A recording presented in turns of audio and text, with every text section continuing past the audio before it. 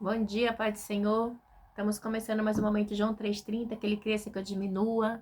Quem vos fala aqui é a missionária Nadir Albano. Hoje é dia 13 de agosto de 2024, uma terça-feira bem gelada aqui em São Paulo, né? E estamos começando esse momento aqui. Como de costume, vamos estar orando e logo em seguida vamos estar passando para a palavra do Senhor, amém? Meu Deus e meu Pai, em nome de Jesus, nessa hora a gente na tua presença santa, pedindo perdão pelas minhas falhas, pelos meus pecados que são inúmeros. Eu apresento Lara, família, o ministério, o chamado, tudo você tem confiado na minha pessoa. E eu te peço, meu Deus, visita essa irmã que vai estar do outro lado ouvindo a ministração dessa palavra, que eu possa estar indo de encontro, guardando, livrando, libertando, salvando, curando. Se tiver alguém lutado, que o Senhor possa estar consolando. Se tiver alguém enfermo, que o Senhor possa estar curando. Eu não sei, Pai, a necessidade desse povo, mas o Senhor sabe. Trabalha, Pai, em prol dos seus pequenininhos, Pai. Muitas pessoas nesse dia aqui de São Paulo que estão na rua com frio, Pai. Deus, que frio que fez ontem, hoje.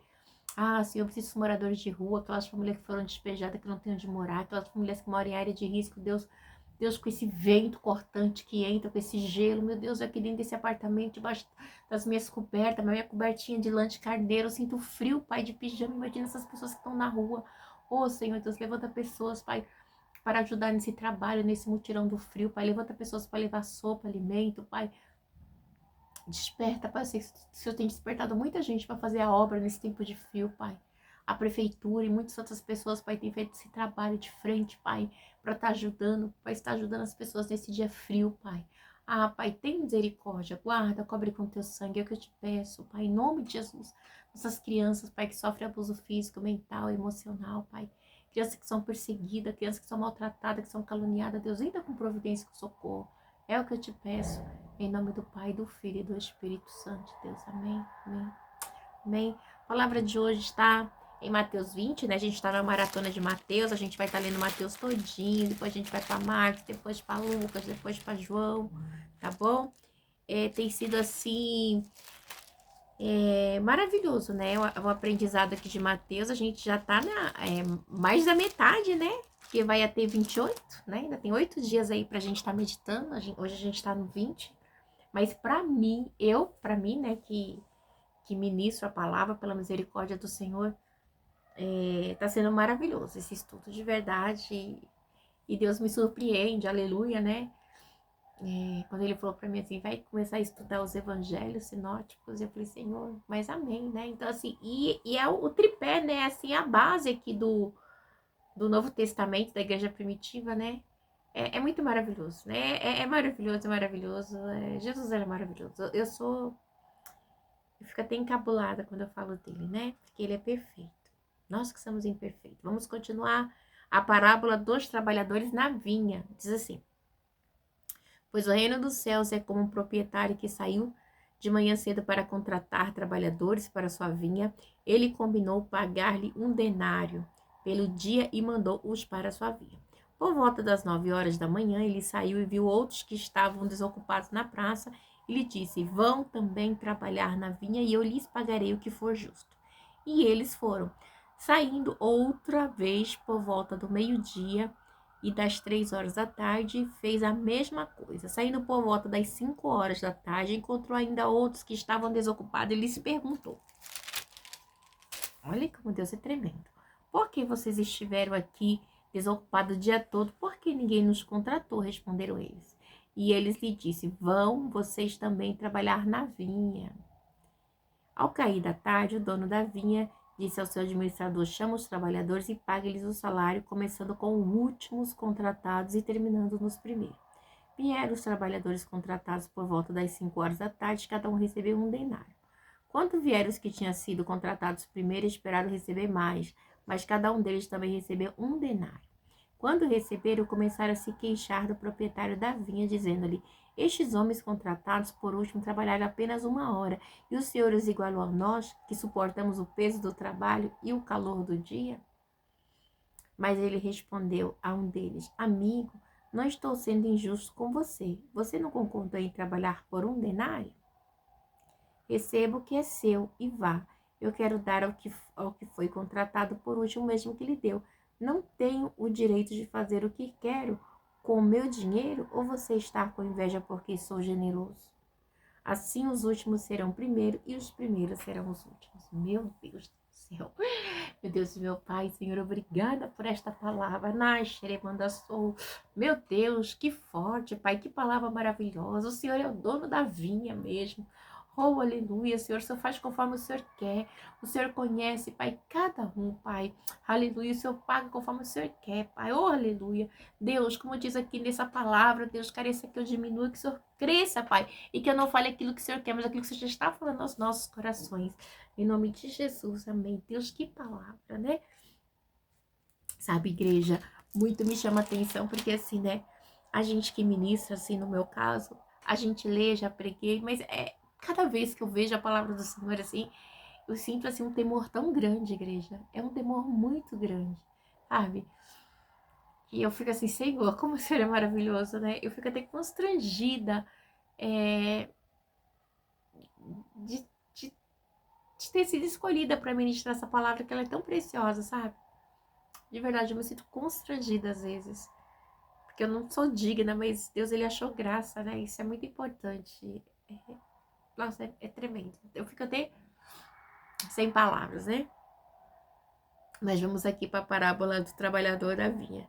Então, a gente sabe que essa palavra aqui, essa parábola do trabalhador da vinha, ela só tem em Mateus, tá? Ela não tem em Marcos, ela não tem em Lucas, ela também não tem em João. É o único evangelho, né, dos evangelhos sinóticos que ela tem, é somente nesse. Então, ela não tá, você não vai encontrar essa parábola em outros, como é que se diz?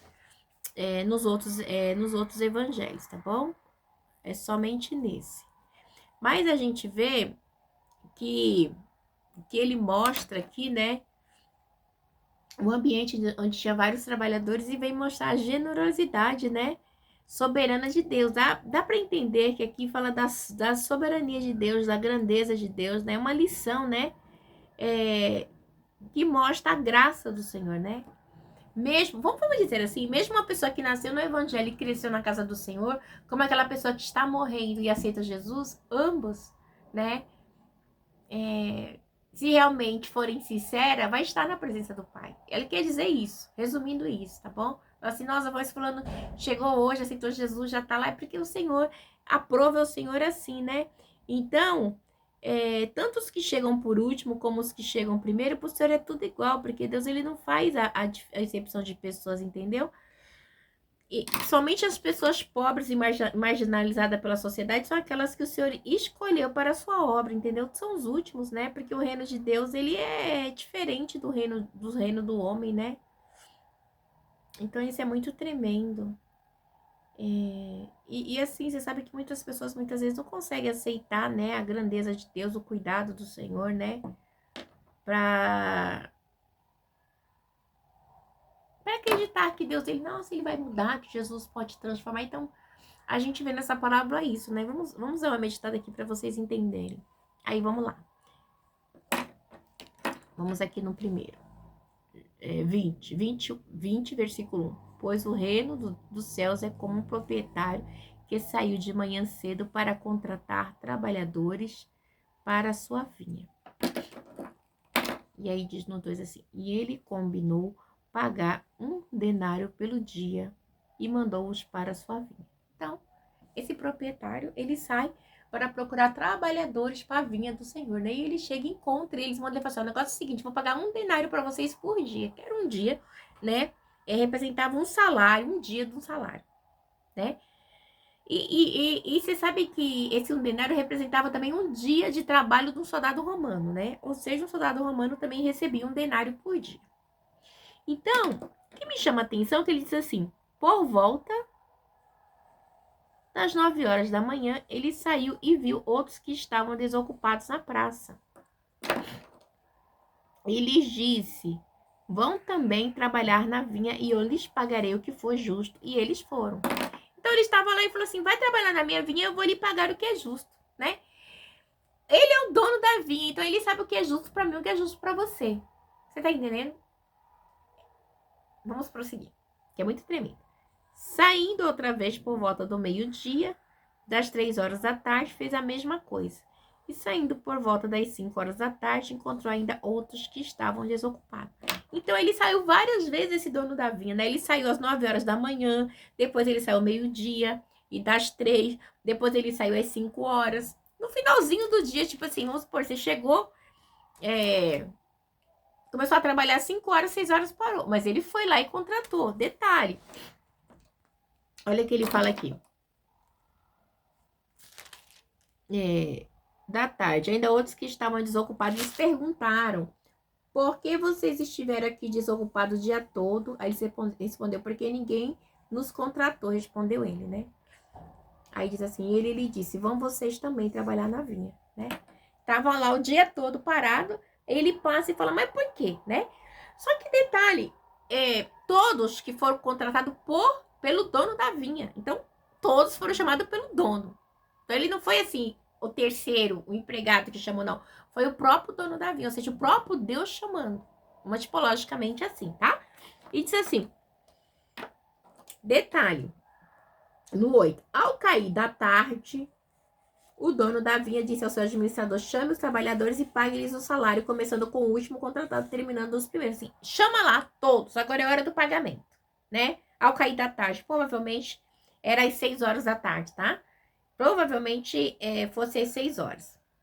Então, ele chama esse povo. Aí diz assim, aí do 9 diz assim, e vieram, olha que interessante. No 9. E vieram os trabalhadores contratados por volta das 5 horas da tarde, cada um recebeu um denário. O cara chegou 5 horas e 6 horas ele estava recebendo um denário. Simples assim, o dono da vinha quis pagar um denário.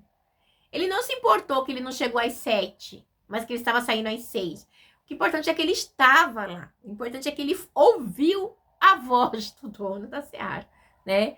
Do dono da vinha. Então, assim, a gente tem que ouvir a voz de Deus. Ele quer dizer assim, não importa o tempo que for. Daramanda Suda e Comanai. Se você ouviu novo, cedo, velho, o importante é que você ouça. Porque você não vai sair de mão vazia. Deus ele não despede ninguém de mão vazia. Porque naquele grande dia, Daramanda Suda e Comanai, cada um vai receber segundo a sua paga. Aquilo que você fez, tá bom? Então, Deus, ele não é desonesto, ele é honestíssimo. Nós que erramos, avaliamos de maneira diferente da maneira... Deus, ele avalia de uma maneira, nós avaliamos de outra maneira. E aí ele vem e diz assim no 10. Quando vieram os que tinham sido contratados primeiro, esperavam receber mais, mas cada um deles também recebeu um denário. Tipo assim, se eles que chegaram faltando 1 hora vai receber um denário, então a gente vai receber o quê? 20 denários? Tipo assim, 10, 15, vão receber mais. No 11. Mas quando receberam, começaram a queixar-se, começou a queixar-se do proprietário da vinha, dizendo: estes homens contratados por último trabalharam apenas 1 hora e o Senhor os igualou a nós, que suportamos o peso do trabalho e o calor. Igreja, quantas pessoas estão na obra do Senhor, né? E elas reclamam. Elas falam assim: nossa, eu tô aqui fazendo a obra. Aí chega aquele irmão e já tá lá na frente, blá, blá, blá. Igreja, tem coisas que é mistério, tem coisas que é puxação de saco, tá? Pastores interesseiros, mas tem coisas que Deus, ele quer. Tem gente que chega hoje, tá bom? Tá na igreja, chegou na igreja, aceitou Jesus hoje, daqui uma semana Deus já limpou das drogas, limpou da prostituição, do cigarro, da bebida. E tem gente que tá há anos na igreja e não conseguiu se libertar, né? Mas o Senhor Davi, ele ama todos do mesmo jeito. Porque ele conhece a sua vontade, né? Eu sempre costumo falar de mim, quando eu cheguei pra igreja, eu fumava. E eu demorei 5 anos pra parar de fumar. Gente, eu tinha tanta vontade de parar de fumar e Deus sabia, eu não conseguia, né? E no dia que Deus me libertou, foi no dia 10 de junho de 2005, eu tava grávida do meu filho. 2006, quer dizer, né? Exatamente tem 18 anos que eu parei de fumar. Então, assim, gente, é maravilhoso que Deus fez por mim, né?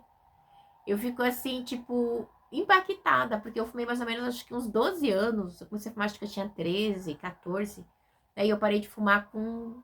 Nossa, não, Nadia, você parou de fumar com 30. Eu parei de fumar com 30 anos, eu já tava com 30.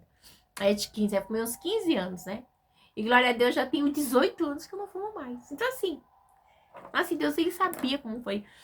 E naquele dia lá do último cigarro, né? Eu tava com barrigão e meu esposo brigava. Ai, você ficar fumando, eu já tinha tido 2 abortos, blá, blá, blá, blá.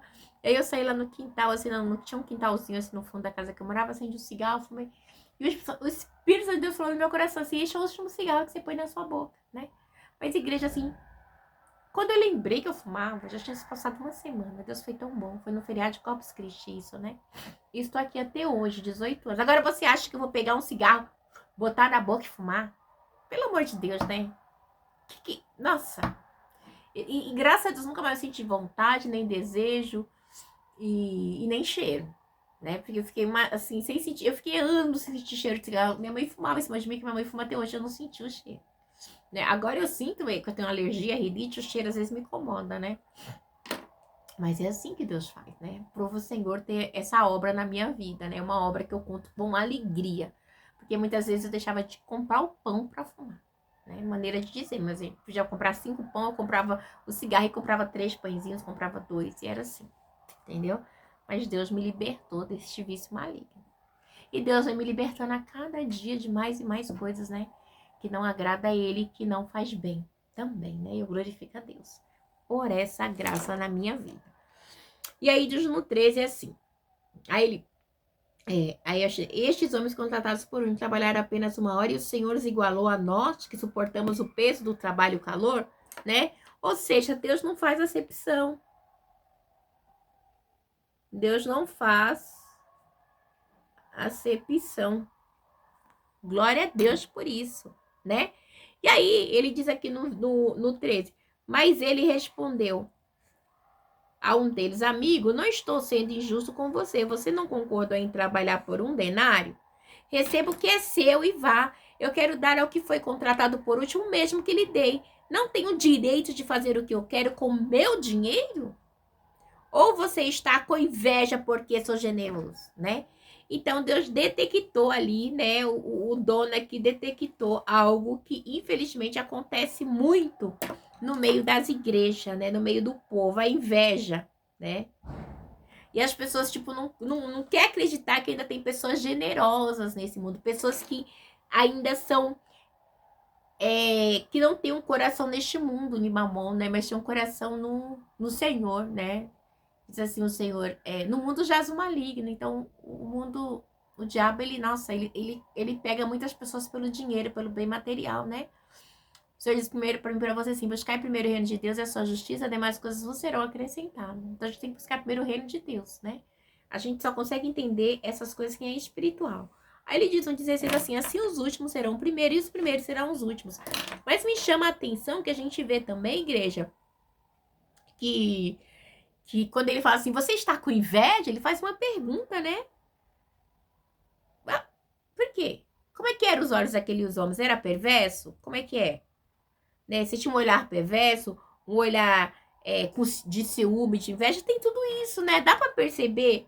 Você já percebeu quando alguém te olha com raiva, com inveja? Aquelas pessoas ficam assim, ó, olhando você de lado. Aí você vem e finge que não. Eu falo, Senhor, misericórdia, Pai. Como que fulano consegue ficar me olhando? Gente, tem umas pessoas que eu passo, elas ficam me olhando assim, ó. E quando tá conversando comigo, aí eu viro alguma coisa, eu falo, meu Deus, como é que pode, né? Como que pode, né? Pode, claro que pode, né? Mas quem é, né? Eu falo assim, eu costumo dizer, quem é missionária disso sou eu, né? Então quem tem que se portar diferente sou eu. É óbvio, não tem nem pra onde correr. Então, pro Senhor, os últimos serão primeiros, os primeiros serão os últimos. A gente tem que entender que Deus, ele não vê, ele não faz a minha matemática, a sua matemática de Deus é totalmente diferente da minha, tá bom? E diz assim, agora é a próxima. Jesus prediz novamente a sua morte e ressurreição. E diz assim no 17. Enquanto estavam subindo para Jerusalém, Jesus chamou em particular os seus discípulos, os seus 12 discípulos e disse... No 18, estamos subindo para Jerusalém e o Filho do Homem será entregue ao chefe dos sacerdotes e aos mestres da lei. Eles o condenarão à morte. Meu Deus.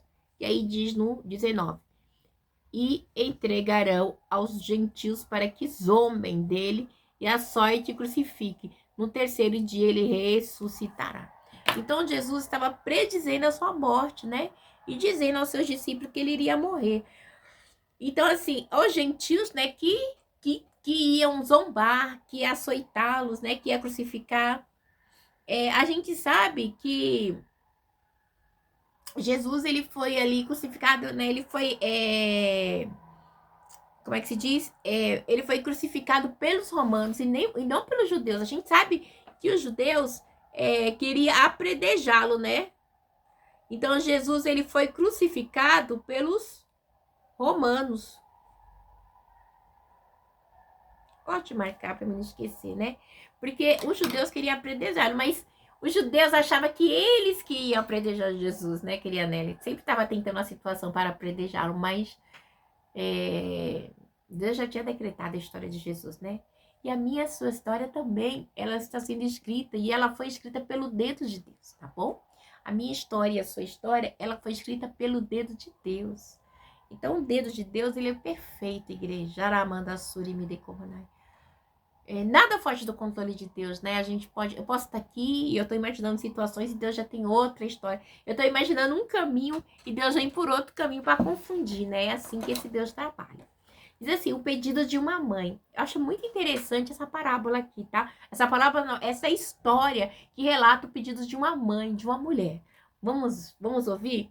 É muito interessante porque são coisas terrenas querendo, a coisas da terra, pedidos terrenos querendo se comparar com o espiritual de Deus, né? Não tem como. Olha só. Vamos lá no vídeo, pedido de uma mãe. Então aproximou-se de Jesus a sua mãe. Então aproximou-se de Jesus a mãe dos filhos de Zebedeu, com seus filhos, e prostrando-se, fez-lhe um pedido. Vai lá, a esposa de Zebedeu com seus filhos. Quem é seus filhos? Vocês vão saber já já. Eles eram discípulos de Jesus, os filhos dela, tá bom? Detalhe. No vídeo, o que você quer? Perguntou ele. Ela respondeu, declara que no teu reino estes meus 2 filhos se assentarão, um à tua direita e o outro à tua esquerda. Olha, que pedido mais descabível, né? Se Jesus não faz acepção de pessoas, como a gente viu ali, que os últimos serão o primeiro, ela querendo que seus filhos sentam à direita ou à esquerda, tipo assim, lugar de honra. Mas a gente vê que ela estava totalmente assim, fora da casinha, né? Fora da casinha, vamos dizer assim, para ela chegar e fazer um pedido desse para Jesus, né? Então, assim, é bem estranho. Aí Jesus simplesmente diz para ela assim, e disse-lhe Jesus, vocês não sabem o que estão pedindo, podem vocês beber o cálice que eu vou beber? Então, assim, Jesus vai fazer, eu sou Jesus, eu vou passar por uma situação, vou ser trucidada. Seus filhos podem passar por isso? Não, porque eu sou Jesus, né? Seus filhos não. Então, assim, ele querendo que eu aceitasse a sua direita ou a sua esquerda, como assim? Jesus ia fazer exceção de pessoas? Não, Jesus não faz exceção de pessoas. E quando Jesus ele fala desse cálice ali, ele tá falando assim, tá falando da sua morte. Eles conseguem experimentar o que eu vou passar, a cruz, né? Ele um pouquinho antes tinha prediz a sua morte, né? Então assim, será?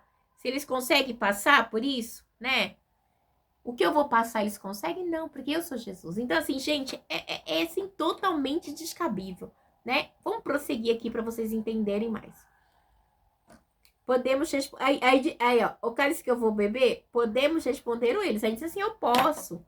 Aí Jesus lhe disse: certamente vocês beberão do meu cálice, mas o assentar-se à minha direita ou à minha esquerda não cabe a mim conceder. Esses lugares pertencem àqueles para quem foram preparados por meu Pai. Então, assim, ou seja, comigo não tem propina, tá? Não tem propina. Comigo não tem propina, porque o que meu pai declarar, tá declarado. Aquele que meu pai falar que vai sentar à minha direita e à minha esquerda, é esse que vai.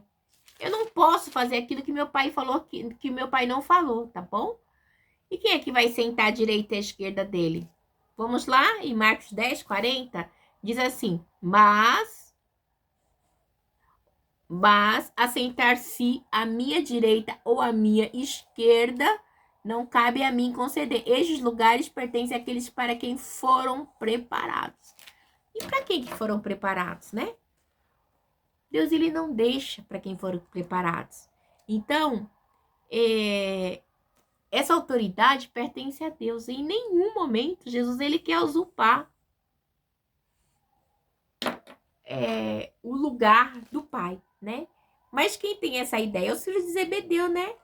Então, eu vou até marcar aqui, porque é muito interessante, porque a gente vê a ousadia deles em querer sentar no lugar que não lhe pertence. Então, a gente tem que entender que Deus, cada um, vai sentar no lugar que Deus, ele quer que você sente. O lugar de Deus, ele não é comprado, tá bom? Não tem como. Não tem como. Deus, ele sabe o que ele faz. Aí, muito interessante, diz aqui no 24. Quando os outros 10 ouviram isso, ficaram indignados com os dois irmãos. Claro, os demais discípulos ficaram revoltados. Como assim? Eles estão tentando. A gente está andando com Jesus, eles estão tentando passar a perna, estão tentando corromper Jesus, mas ninguém corrompe Deus, né? Jesus era o próprio Deus.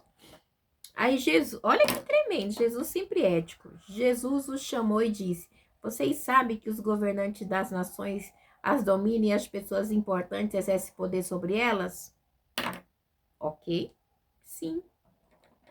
E aí ele vem dizer assim: não será assim entre vocês. Ao contrário, quem quiser tornar-se importante entre vocês deverá ser servo. Ei, você quer ser importante? Então serve. E 27. E quem quiser ser o primeiro deverá ser escravo, como o filho do homem que não veio para ser servido, mas para servir e dar sua vida em resgate por muitos. Então a resposta é essa. Jesus, ele não veio para ser servido, né? Ele veio para servir. E o evangelho de hoje é o evangelho que você serve o homem, você não serve a Deus. E os homens não querem te servir. As autoridades, que diz assim, entre aspas, né? Não querem servir os apóstolos, os bispos, os pastores, as missionárias dessa era. Filho, eles querem ganhar dinheiro, bolsa, roupa, sapato, posição, ostentação, seguidores. Mas não querem ter uma vida com Deus, né? Isso é muito complicado.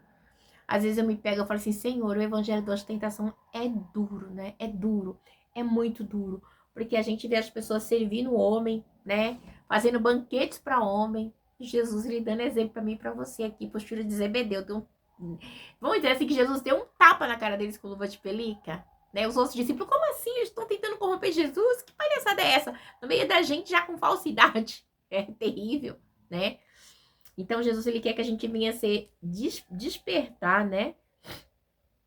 A gente não se deixar levar por esse tipo de coisa, porque é tudo passageiro, né? A gente viu, né, em Marcos ali 10, 23, a gente acabou de ler, né? 10, 20, né? 20 não, foi 40, 10, 40. Então, assim, é assim que Jesus faz, né? Então, e ele vem e diz assim também no 43, não será assim entre vocês? Ao contrário, quem quiser tornar-se importante entre vocês deverá ser servo. E as pessoas não gostam de servir, né? As pessoas não gostam de servir. Eles querem ser servidos, tá? Já desse foi uma pregação de um pastor que eu falei, gente, eu fiquei enojada. Ele, olha, não é para ajudar o povo, a igreja não é não sei o que lá. Mas vocês têm que me ajudar. Eu? Oi? Sim, né? Totalmente ao contrário do que a Bíblia nos ensina.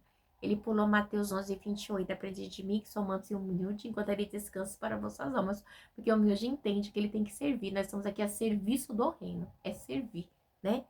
Não é servir para quem tem, é servir para quem não tem. Esse é o verdadeiro evangelho. Vamos lá. Então a gente vai dizer. Então, assim, a gente vê que Cristo, né? Ele deu a sua própria vida por mim e por você, né? Foi algo assim extraordinário. Ele nos livrou o quê? Da escravidão, do pecado, né? Porque você sabe que o salário do pecado é qual? É a morte. A morte eterna. Por quê? Tá lá em Romanos, né? Porque nós estamos mortos, né?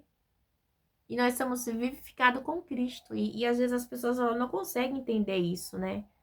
E não é fácil não, né? Cristo se entregou a si mesmo como resgate por mim, por você, por todos nós. E as pessoas às vezes acham que eles são alguma coisa. A gente não é nada, igreja. Né? Nós temos que entender que nós somos servos, estamos aqui para servir, né? Porque a salvação ela é oferecida a todos, a todos. Mas muitos não conseguem receber, muitos não conseguem entender, né, o mistério da salvação. Mas é para todos. Vamos lá. No 20, 29, os dois cegos recuperam a vista. Tremendo, sabe? Jesus é maravilhoso. Ao saírem de Jericó, uma multidão seguiu Jesus. Detalhe. 2 cegos no 20 e 30. 2 cegos estavam sentados à beira do caminho e quando ouviram falar que Jesus estava passando, puseram-se a gritar: Senhor, filho de Davi, tem misericórdia de nós. Então eram 2 cegos. Quando eles ouviram que Jesus ia passar, eles começaram a gritar. E olha só, eles conseguiram, cegos, hein? Eles conseguiram enxergar o Messias em Jesus, espiritualmente falando, né? Eu quero crer que eles já tinham ouvido os milagres de Jesus e ele grita assim, Senhor, filho de Davi, tem misericórdia de nós. Então ele consegue enxergar o Messias em Jesus. Aquilo que muitos que tinham olhos não estavam enxergando, tá bom? Porque Deus falou para Davi que não ia faltar rei no seu trono. Então é muito tremendo, né? E assim a gente vê que ele consegue ver o título messiânico, Jesus como Messias. Isso é maravilhoso, igreja, né? Mostra que um cego fisicamente consegue ver algo espiritual. Aqueles que enxerga normal não consegue ver o espiritual. Meu Deus, que tremendo, né? E aí, diz aqui, detalhe, né? A multidão repreendeu para que ficassem quietos, mas eles gritavam ainda mais: Senhor, filho de Davi, tem misericórdia de nós. Então, eles conseguem reconhecer, né? Reconhece o Messias. Eles reconhecem o Messias, né? Mesmo cegos. Mesmo cego. Olha, igreja, é forte. E vamos pular aqui para o 32. Jesus, parando, chamou-os e perguntou-lhes: o que vocês querem que eu faça? Meu Deus. Jesus parou. E disse: o que vocês querem que eu faça? Meu Deus. Eles poderiam falar assim: ai, quero dinheiro. Não. Olha o que eles falam, igreja. Olha a resposta dele. Responderam eles: Senhor, queremos que abra os nossos olhos. Meu Deus do céu, igreja. Quem enxergava não conseguia enxergar o Messias. E quem era cego enxergava a grandeza, a glória do Messias só pela voz. Só por ouvir os milagres de Jesus. E quem estava lá, que enxergava todo o ambiente, não conseguia, Aramanda Suda e Comanai, ver o Messias. Quantas pessoas são dentro da igreja não conseguem ver a glória de Deus? Estão cegas espiritualmente. Isso é muito sério, igreja. Isso é muito sério, tá? Sério demais. E Jesus, né, derraçou no 34, teve compaixão deles e tocou nos olhos deles. Imediatamente eles recuperaram a visão e o seguiram. Então Jesus teve o que? Compaixão, né? Porque eles conseguiram enxergar aquilo que muitos não enxergavam, né? O Messias. Meu Deus, que forte, né, igreja? Igreja, a gente está no tempo de nos despertarmos. Eu enxergo, eu estou vendo a minha sala aqui, né? Eu gosto da minha sala ela é toda marrom, cor. Eu gosto de coisas móveis, os móveis são rústicos, né? Tem uma parte da parede clara, tem quadros ali com flores claras, tal. Tem um espelho grande, tem flores ali, tem rotina com flores. Eu estou vendo, igreja. Eu estou vendo o físico, mas o espiritual é pela fé. Né? E esses cegos conseguiram ver Jesus, ouvir, sabendo que dele que vem o socorro. Dele que poderia vir o milagre, porque os dois eram cegos, de nascença, provavelmente. A palavra não dá embasamento, mas eu creio que eram cegos de nascença, né?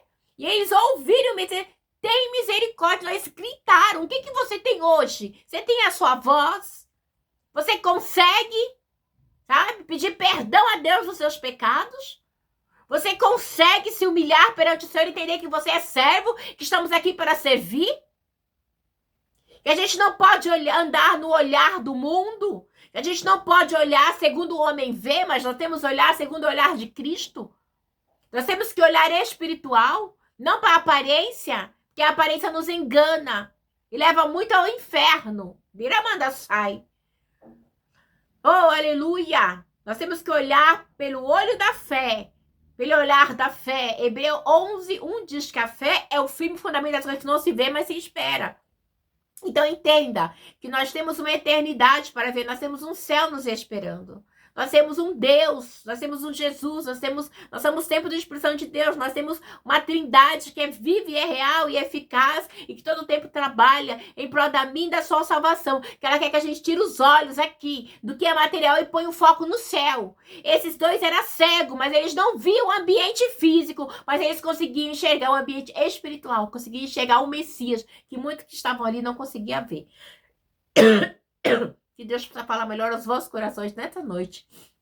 Em nome do Pai, do Filho e do Espírito Santo de Deus. Amém. Deus abençoe.